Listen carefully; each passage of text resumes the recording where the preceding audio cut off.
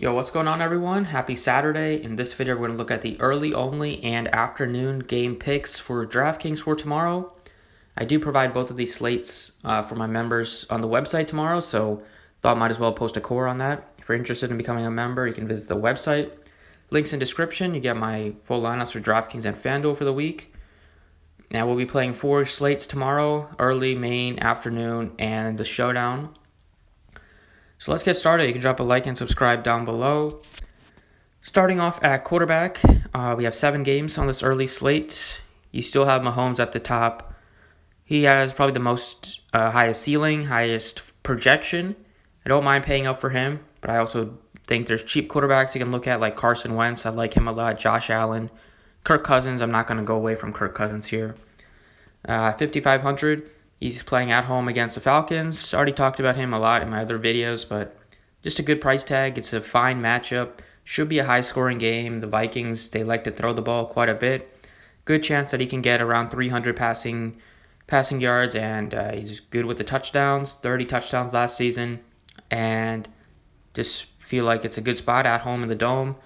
So I love Kirk Cousins at the quarterback position. At running back, I love Le'Veon Bell at 71. For this early-only slate, he's cheap with monster upside. Before he missed all of last season, he was always the highest-priced running back on Draftkings most of the weeks. And now we're getting him at a really good price tag, $7,100. The Bills are middle of the pack against the run, but they were really good against the pass. So if the Jets struggle to get anything going in the air, could lead to a huge workload for Le'Veon Bell out of the backfield. And he can also catch some screens and passes out of the backfield as well if they're struggling to throw the ball downfield. Just a really good price tag, really good spot at home. You know he wants to make a good impression in front of the home crowd. So love Le'Veon Bell at 71. And then my second running back is going to be Cook once again. I mean, just too cheap. Even in this 7-game slate, he sticks out just because he's cheap with lots of upside. Nobody to take away his carries on the ground. He should get almost all the workload on the ground, except for a couple carries here and there. If you look at the depth chart, last season he had Latavius Murray, and Latavius Murray took away some of his carries, but this year there's nobody that's going to take away his carries. You have guys people haven't heard of as his second and third string backs, except for Abdullah. And then the Vikings are going to be appealing teams to stack just because they don't have so many weapons. They have just a few weapons, and they're going to get all the workload and all of the fantasy points most likely with Cook, Thielen, Diggs if he's healthy. Those 3 are going to have huge seasons. Just because, unlike some other teams, they don't have as many weapons to spread the ball around.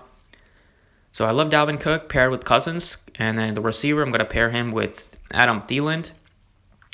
Just Thielen's going to be my favorite wide receiver of the week, especially if Diggs is out. Diggs is limited. If he misses, then it's a huge bump for Thielen. Even if he's in, but he's limited, Thielen should get a lot more work. Last season, he opened up the year going 8 straight weeks over 100 yards. In all of those games, he had almost 10-plus targets in 7 of the 8, touchdowns in 6 of the 8. Just really good weapon. Loves Kirk Cousins is his favorite target to throw to, and he's cheap this week. At home is just a really good spot for a Vikings team that I think this game is going to be high scoring. It's going to be back and forth, and both teams do play at a decent pace. So I'm loving the Vikings 3-man stack here of Cousins, Cook, and Thielen. They're all cheap with some big-time upside given the lack of other weapons on the team. And my second wide receiver is going to be 4,200 for Curtis Samuel. He's just too cheap, I think. I just noticed him, he stuck out to me when I was going through the slate. Probably him and Westbrook are my 2 favorite cheap receivers this week. Only 4,200. He had a solid season last year, and with Cam Newton healthy and Cam Newton's definitely going to play this week. He's not on the injured report anymore, so that's a good sign. Early in the week, it was a little bit of a question mark, but he's not even on the injured report anymore, so it's a good sign for Curtis Samuel at home against the Rams. The Rams, they were middle of the pack against the pass last season. Samuel's going to get a lot of work, him and Moore in the passing attack, and Cam Newton does like to throw the ball downfield. Samuel has that speed, and he's just a good weapon. He also does catch some touchdowns. 7 of his 39 catches were in the end zone. This guy with a lot of speed, and he should take a big step forward in his second season with Cam Newton. So that's what I like so far. And then at the other flex position, going to go with another running back here, and that's Leonard Fournette. Just too cheap, I think, at 6,100. He's motivated this season. So you saw that article that was on Bleacher Report a couple of days ago. The matchup is fine against the Chiefs. They are not good against the run. And last season, he was injured for a lot of it, just couldn't get into rhythm. I think he's going to have a really good bounce back here this season. And with Nick Foles being the quarterback, that's going to open up some more opportunities for Fournette to get some more space. Teams aren't just going to be able to crowd the box against him like they did last season. And he can also get some passes out of the backfield for from Nick Foles. So Fournette, I think at 6,100 is going to play more of a role in the passing game this season, as well as get his 15 to 20 attempts on the ground, going to get the goal line work. Just lots of upside in a matchup against the Chiefs. As long as this game is close, I see no reason why Fournette can't have a good game. So those are the 6 I like for this early-only slate. And now let's look at the afternoon slate. So the afternoon consists of 5 games. Here. Starting off at quarterback, we have some same good weapons here with Jameis Winston at the top at 66. We have Garoppolo at 58. Those are the 2 that I really like, and even Wilson I think is a fine play at 63. But I'm going to go with Winston here. Just the matchup is good against the 49ers. He has monster upside, even though he likes to throw a lot of interceptions. He can run the ball as well. At home, this game has one of the highest totals on the slate, 6,600 for Winston. I feel like he's a good play on this short slate. I like him and Garoppolo are my 2 favorites.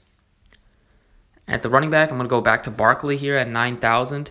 Barkley, it's going to be tough picking between Barkley and Zeke. I'm leaning a little bit towards Barkley because there's not as much weapons on his team as the Cowboys, even though it's on the road. Barkley's going to get so much work on the ground. Also, he plays a huge role in the passing attack and just going to get a ton of touchdowns. He has just a ton of touchdown opportunities this season playing for the Giants. Even if they don't score a lot of points this season, I think he's going to have a really good season once again. He just gets a lot of targets. Very rare that you get a running back that gets 10-plus targets on a regular basis, as well as getting 20-plus attempts on the ground. Just looking at 30-plus touches for Saquon Barkley every week. So I like him a ton. And then Chris Carson as well, 57 is cheap. We got the report that says that the coaching staff wants him to catch 50 passes out of the backfield this season after he got just 22 last season. That's going to open up more work for him. It's going to open up more fantasy points. It's going to open up, he's going to be on the field more if he's going to be on the field during passing situations. And the Seahawks love to run the ball, so they should be able to run down the throat of this Bengals defense. They are just really bad against the run. Gave up 137 rushing yards last season. Gave up a ton of points. At home, I love Chris Carson at that discounted price tag. Going to the wide receiver with Chris Godwin. I think he makes for a good stack with Jameis Winston. He's only 6,200. The Bucs don't have as many weapons as they did last season with Humphreys gone. Not that he was a huge weapon, but he still got some targets. But at the wide receiver position, you're looking at Godwin and Evans are going to get a lot of the work, with Howard is going to get a lot of the work at the tight end. So they don't really have that much of a good running game with Payne Barber still your top back at 4,000. So Winston's going to throw the ball a lot this season, especially in a matchup against the 49ers that they are not good against the pass. They're also not really good against the run. But if Evans is limited, if he's sick, if he can't go 100%, then Godwin obviously gets a huge bump, and he should get a lot of targets from Jameis Winston this season. So I like him and Winston stack on this afternoon slate. And then going back to Tyler Boyd here, just really good play, 5,800 facing the Seahawks. Just when you have, looking at their roster, you have Tyler Boyd as the first receiver, and then your second receiver is going to be a $3,000 undrafted rookie in Willis. So he makes for a good value play if you need some value on this slate. He's going to get a lot of work. Him and Boyd are your first top 2 wide receivers. Both of them are starting, and then John Ross probably working out of the slot. They don't have that many weapons to throw to, as you see. Their tight end position, Tyler Eifert's usually always hurt, but he's going to get some looks. But mainly it's going to be to Tyler Boyd and Willis. They just don't have that many, and I think Mixon is going to have a solid game in the passing game this season, just until AJ Green gets healthy. But as of now, that's what I like.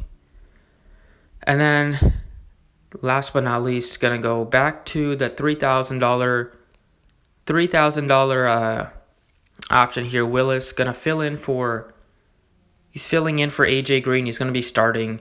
If he can get some more work from Andy Dalton, the connection can definitely emerge. It's just too cheap at 3,000 starting. Gonna get some targets just because they don't have any other guy to throw to besides him and Tyler Boyd, and Ross is just like a deep play guy. But he's undrafted out of Troy. They obviously have some confidence in him to say that he's going to be starting, and he had a really good preseason. So good preseason. Was getting some good targets, had a couple 50-yard games, as you see, some touchdowns. So he's just cheap, allows you to pay up for guys like Barkley, even Winston, and you still have money to pay up for, your tight end in Kittle or whatever you want to pay up for. But that's what I like for this afternoon slate. Hopefully you enjoyed. Thanks for watching. I appreciate it. And good luck